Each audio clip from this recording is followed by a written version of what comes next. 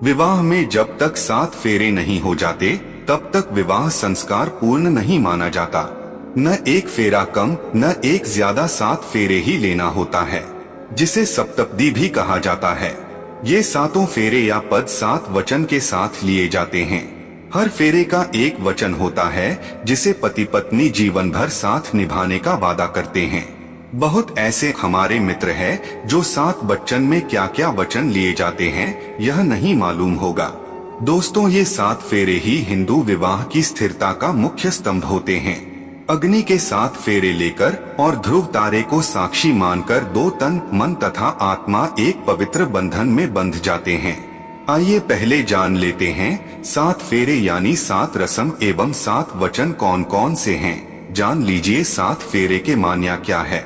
पहला वचन, तीर्थव्रतोद्यापन यज्ञ कर्म मया सहैव प्रियवय कुर्या वामांग मायामि तदा त्वदीयं ब्रवीति वाक्यं प्रथम कुमारी। यहाँ कन्या वर से कहती है कि यदि आप कभी तीर्थ यात्रा को जाओ तो मुझे भी अपने संग लेकर जाना। कोई व्रत उपवास अथवा अन्य धर्म कार्य आप करें तो आज की भांति ही मुझे अपने वाम भाग में अवश्य स्थान दें। यदि आप इसे स्वीकार करते हैं तो मैं आपके वामांग में आना स्वीकार करती हूँ। किसी भी प्रकार के धार्मिक कृत्यों की पूर्णता हेतु पति के साथ पत्नी का होना अनिवार्य माना गया है। पत्नी द्वारा इस वचन के माध्यम से धार्मिक कार्यों में पत्नी की सहभागिता व महत्व को स्पष्ट किया गया है। दूसरा वचन, पूज्यो यथा स्व पितरो ममापि तथेश भक्तो निज कर्म कुर्या वामांग मायामि तदा त्वदीयं ब्रवीति कन्या वचनं द्वितीयम्। दूसरे वचन में पत्नी अपने होने वाले पति से यह वचन मांगती है कि जिस प्रकार आप अपने माता पिता का सम्मान करते हैं ठीक उसी प्रकार आप मेरे माता पिता का भी सदैव सम्मान करेंगे। अगर आप इस बात को स्वीकार करते हैं तो मुझे आपके वामांग बाएं अंग का अधिकारी में आना स्वीकार है। तीसरा वचन, जीवन अवस्थात्रये पालना कुर्यात् वामांगन्यामित्दा त्वदीयं ब्रवीति कन्या वचन तृतीय।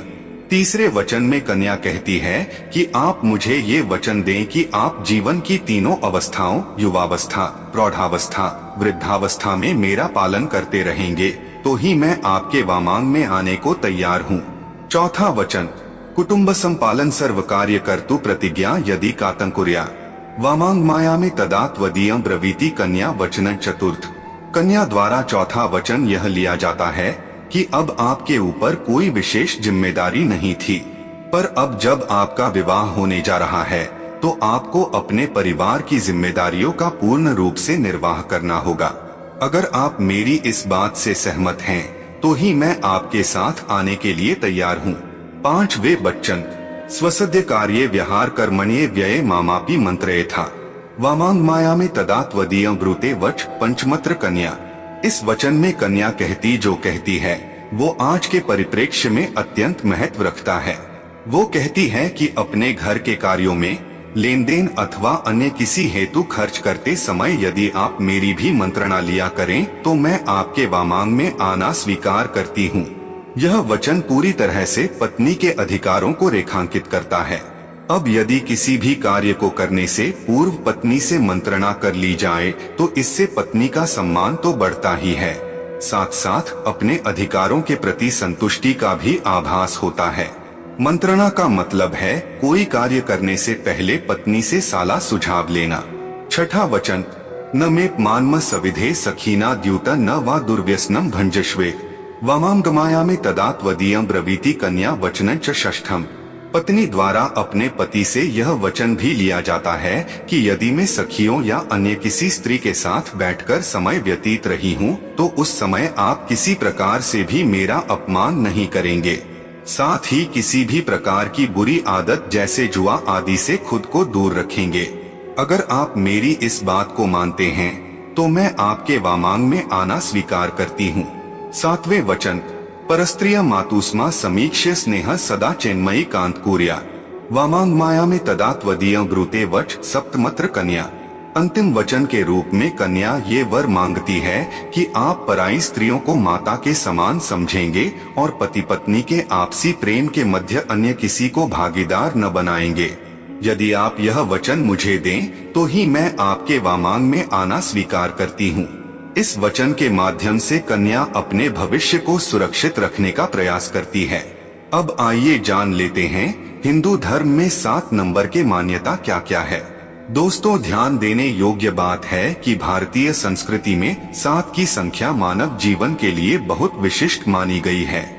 जैसे इंद्रधनुष के 7 रंग, संगीत के 7 सुर, 7 ग्रह, 7 तल, 7 समुद्र, सूर्य के 7 घोड़े, 7 ऋषि, 7 लोक, 7 चक्र, 7 रश्मि, 7 धातु, 7 पुरी, 7 तारे, 7 द्वीप, 7 दिन, मंदिर या मूर्ति की 7 परिक्रमा आदि का उल्लेख किया जाता रहा है। उसी तरह जीवन की 7 क्रियाएं अर्थात शौच, दंत धावन, स्नान, ध्यान, भोजन, वार्ता और शयन, 7 तरह के अभिवादन अर्थात माता, पिता, गुरु, ईश्वर, सूर्य, अग्नि और अतिथि, सुबह सवेरे 7 पदार्थों के दर्शन, गोरोचन, चंदन, स्वर्ण, शंख, मृदंग, दर्पण और मणि, 7 आंतरिक अशुद्धियां, ईर्ष्या, द्वेष, क्रोध, लोभ, मोह, घृणा और कुविचार। उक्त अशुद्धियों को हटाने से मिलते हैं ये 7 विशिष्ट लाभ। जीवन में सुख, शांति, भय का नाश, विष से रक्षा, ज्ञान, बल और विवेक की वृद्धि। स्नान के 7 प्रकार है मंत्र स्नान, मौन स्नान, अग्नि स्नान, वायव्य स्नान, दिव्य स्नान, मसक स्नान और मानसिक स्नान। वैसे ही शरीर में 7 धातुएं हैं, जैसे रस, रक्त, मांस, मेद, अस्थि, मजा और शुक्र। 7 गुण विश्वास, आशा, दान, निग्रह, धैर्य, न्याय, त्याग। 7 पाप भी माना गया है, जैसे अभिमान, लोभ, क्रोध, वासना, ईर्ष्या, आलस्य, अति भोजन और 7 उपहार। आत्मा के विवेक, ज्ञान, प्रज्ञा, भक्ति, ईश्वर का भय। यही सभी ध्यान रखते हुए अग्नि के 7 फेरे लेने का प्रचलन भी है, जिसे सप्तपदी कहा गया है। पौराणिक हिंदू धर्म शास्त्र के अनुसार भी 7 अंक को पूर्ण माना गया है। कहते हैं कि पहले 4 फेरों का प्रचलन था। मान्यता अनुसार ये जीवन के 4 पड़ाव, धर्म, अर्थ, काम और मोक्ष का प्रतीक था। अब बात करते हैं कि क्या पति और पत्नी का रिश्ता 7 जन्मों का होता है या क्या पति पत्नी का रिश्ता पिछले जन्म से चला आ रहा है। बहुत हमारे ऐसे मित्र हैं जो जानना चाहता है क्या 7 जन्म तक पति पत्नी का साथ रहता है या नहीं। उत्तर जान लीजिए। ब्रह्मा विवाह से संपन्न विवाह में प्रेम, विश्वास, समर्पण, अपनत्व, सम्मान और रिश्तों की अहमियत को समझा जाता है। परिवार की पूर्ण सहमति से किए गए ब्रह्मा विवाह में दोनों पति और पत्नी एक दूसरे का सम्मान रखते हुए परस्पर प्रेम पूर्वक जीवन यापन करते हैं। 7 फेरे के दौरान लिए गए वचनों को हर वक्त याद रखते हुए वे अपने कुल और खानदान के सम्मान का भी ध्यान रखते हैं। जब ऐसे संस्कारी पति और पत्नी का चित्त एक दूसरे के लिए गति करता है और वे एक दूसरे के प्रति प्रेम, अनुराग और आसक्ति से भर जाते हैं, तब उनका इस जन्म में तो क्या अगले जन्म में भी अलग होना संभव नहीं होता। चित्त की वह गति ही उन्हें पुनः एक कर देती है। विवाह के बाद स्त्री पुरुष एक दूसरे से बेपनाह प्रेम करते हैं तो निश्चित ही यह प्रेम ही उन्हें अगले जन्म में पुनः किसी न किसी तरह फिर से एक कर देता है। यहाँ देखा जाए तो पति पत्नी का प्रेम ही 7 जन्मों तक यह सभी प्रकृति प्रदत्त ही होता है। कहते हैं कि जैसी मति वैसी गति, जैसी गति वैसा जन्म। एक कथा अनुसार भगवान शिव अपनी पत्नी सती से इतना प्रेम करते थे कि वे उनके बगैर एक पल भी रह नहीं सकते थे। बस उसी तरह माता सती भी अपने पति शिव के प्रति इतने प्रेम से भरी थीं कि वे अपने पिता के यज्ञ में उनका अपमान सहन नहीं कर पाईं और आत्मदाह कर लिया। पर दोस्तों, यह प्रेम ही था जिसने सती को अगले जन्म में पुनः शिवजी से मिला दिया। वे पार्वती के रूप में जन्मी और अंततः उन्हें अपने पिछले जन्म की सभी यादें ताजा हो गईं। भगवान शिव जो अंतर्यामी थे वे सभी जानते थे। मित्रों, आपकी पत्नी यदि आपके पिछले जन्म की साथी रही है तो निश्चित ही आपके मन में उसके प्रति और उसके मन में आपके प्रति एक अलग ही तरह का प्रेम और सम्मान होगा, जो गहराई से देखने पर ही समझ में आएगा। आपने कई बार अनुभव किया होगा, किसी व्यक्ति के अपने जीवन में कभी नहीं देखा होगा और पहली बार देखने पर ऐसा लगेगा कि इन्हें आप कई बार देख चुका है, जाने पहचाने से लगेगा।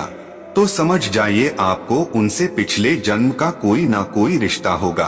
कई बार एक बार में ही देखने पर किसी स्त्री या पुरुष के प्रति अजीब सा प्रेम और आकर्षण पैदा हो जाता है।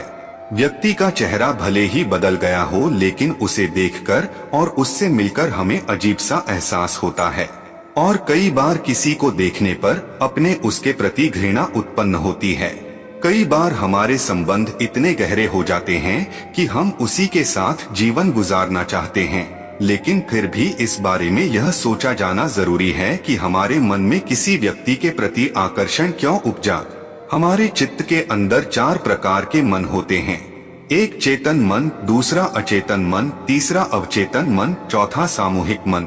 अवचेतन मन को ब्रह्मांडीय मन कहते हैं, जिसमें हमारे अगले पिछले सभी जन्मों की स्मृतियां और संचित कर्म संचित रहते हैं। जब हम किसी ऐसे व्यक्ति से मिलते हैं जो हमारे पिछले जन्म का साथी था, तो हम उसके संपर्क में आते ही उसके चित्त से जुड़ जाते हैं। हमारे मन में उस व्यक्ति के प्रति दया, प्रेम, करुणा और उससे बात करने के भाव उपजते हैं। यहाँ ध्यान यह रखना जरूरी है कि कौन से भाव आपके भीतर जन्म ले रहे हैं।